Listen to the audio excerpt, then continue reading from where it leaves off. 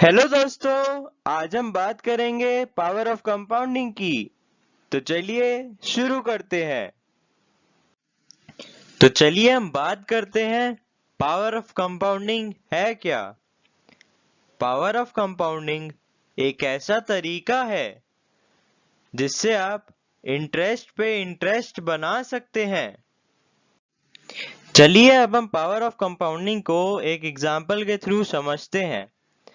तो मैंने दो लोग लिए हैं, अरुण और तरुण। दोनों ही हाईली क्वालिफाइड आर्किटेक्ट्स हैं और 1 लाख रुपए महीना कमाते हैं। अरुण की एज है 25 ईयर्स और तरुण की एज है 40 ईयर्स। अरुण ने 25,000 per month at the age of 25 years invest करना शुरू कर दिया और तरुण ने 50,000 rupees per month at the age of 40 years invest करना शुरू करा। जो टोटल इन्वेस्टमेंट बनी अरुण की एट 12% रिटर्न, वो बनी 15.73 crore at the age of 60।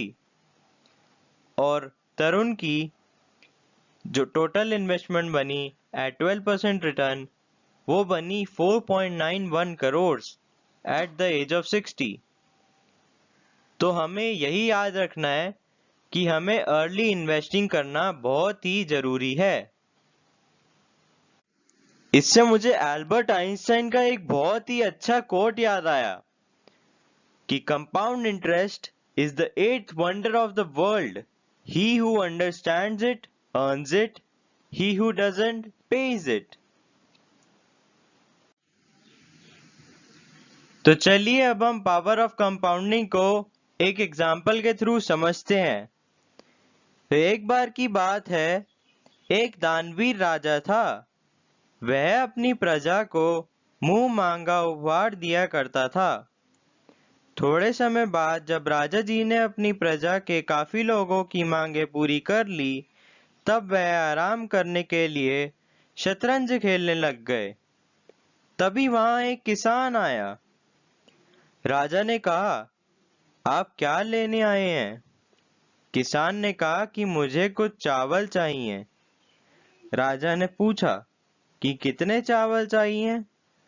तो किसान ने शतरंज पर इशारा करते हुए कहा, मालिक, मुझे उस शतरंज के खाने में एक दाना चावल का चाहिए और दूसरे खाने में वही दाना दुगना कर दीजिए, और जो भी 64वें खाने में आए वह मुझे उपहार के रूप में स्वीकार है।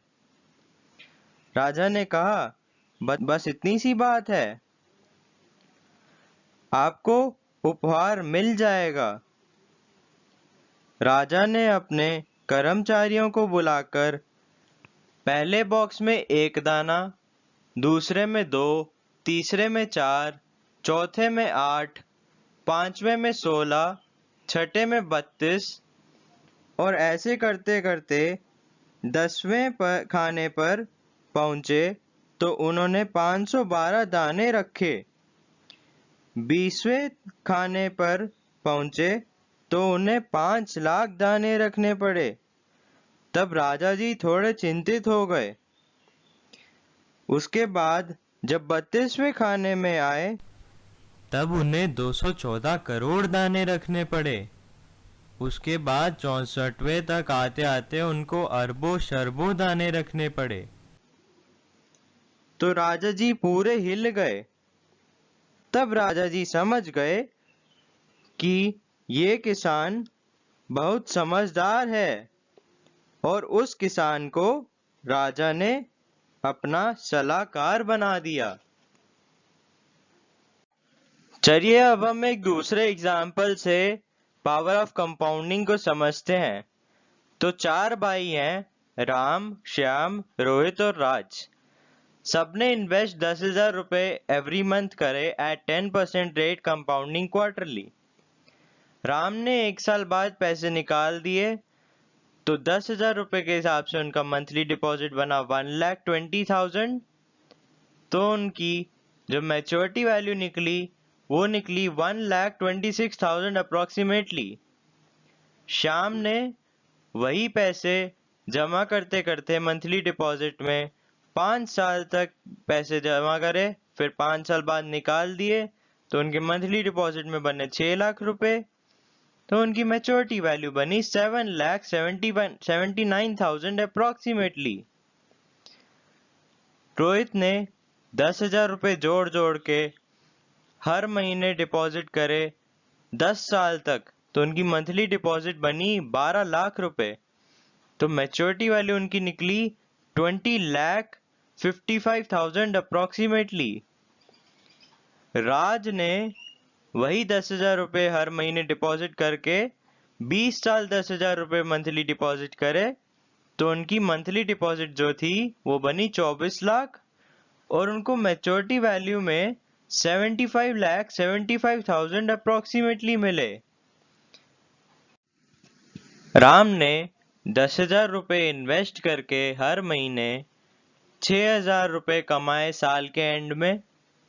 श्याम ने वही 10,000 रुपए को मंथली डिपॉजिट करके 5 साल में 1,79,000 रुपीज ज्यादा कमाए। रोहित ने वही 10,000 रुपए मंथली डिपॉजिट करके 10 साल में 8,55,000 रुपीज कमाए और राम ने वही 10,000 रुपए इन्वेस्ट करके 20 साल इन्वेस्ट करके 51,75,000 रुपीज ज्यादा कमाए। तो इसका मतलब ये है कि आप जितना ज्यादा इन्वेस्ट करेंगे और जितना ज्यादा सालों में इन्वेस्ट करेंगे, आपके उतने ही पैसे ज्यादा बन जाएंगे। हम इसी एग्जाम्पल को ग्राफ के थ्रू भी समझ सकते हैं। तो राम ने बहुत कम टाइम के लिए इन्वेस्ट करा तो उसके बहुत ही कम पैसे बने।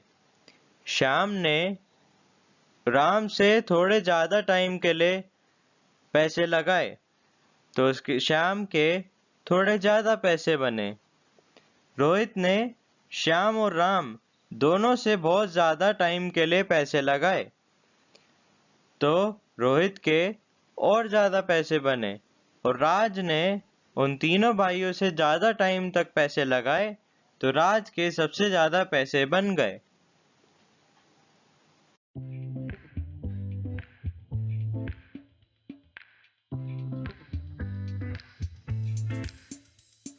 Thank you for watching my YouTube video. If you like it, please subscribe to my YouTube channel and check out more videos. I hope you love it.